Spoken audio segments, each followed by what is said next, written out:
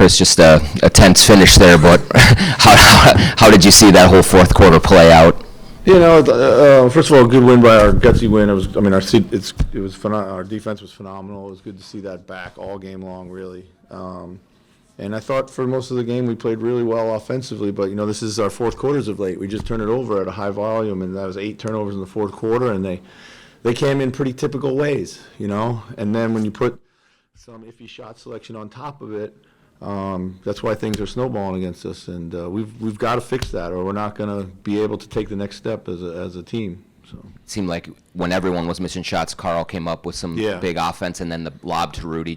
How did you see him take control? We missed the lob to Rudy on one before. I thought it was like the right play. Just the pass was a little bit off target, and they've got a great connection. It keeps growing and growing. We just needed something easy at that point in time. It was pretty physical out there. There was a lot of holding going on, and we just had a hard time separating. Cat had the drive or whatever when he gets fouled, and we just needed. He had a very good game tonight, and I thought for the most part, I was trying to go to him. I didn't think that there was a great matchup for him out there, and then they started, wrestling and all that kind of stuff. So probably bogged us down a little bit, but but he came up huge when we needed him. And what was the difference defensively that did allow you to kind of close this one out where you hadn't been? I mean, we held them 30% from the 3-point line. I thought we were into them. Ball pressure, just relentless on our pursuit. Fought through all the screens. Rudy was huge at the bottom of the defense for us, and we rebounded extremely well. So. What were we doing maybe better earlier in the season when it comes to fourth quarter execution that's not? We weren't turning it over in the fourth quarter at this rate. I think that, and we were finding the open man. We had more movement. We were more execution.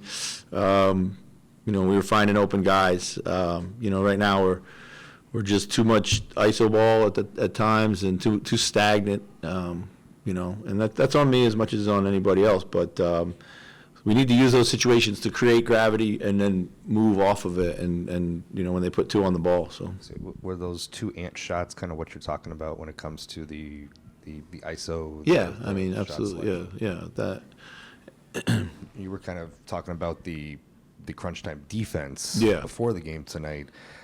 Did you sense whether it was extra effort, motivation, anything along those lines, or was it a point of emphasis like in huddles to say, hey, we haven't been good on this end of the floor at this moment in the game, let's change that? No, I didn't think that was necessary to address. We kind of talked about the things we were trying to accomplish in timeouts, like what we wanted to do defensively, what were the points of emphasis were, keep guarding the 3-point line, be really clean on our switches, that type of stuff. But, there was a sense of, defense throughout the whole game that, I didn't have to kind of, rally them to play defense. So.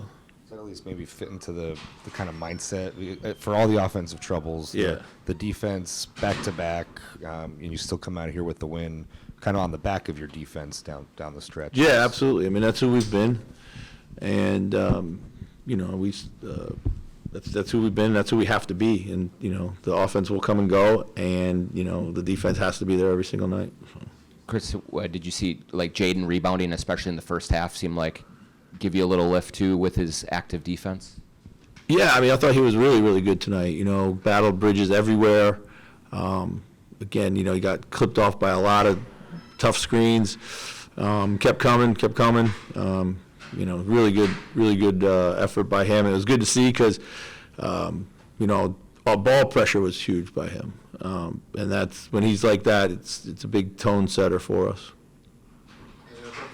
Coach, yeah. Just talk a little bit about you had the big lead and they almost came back. What was happening during that time? 8 turnovers in the fourth. We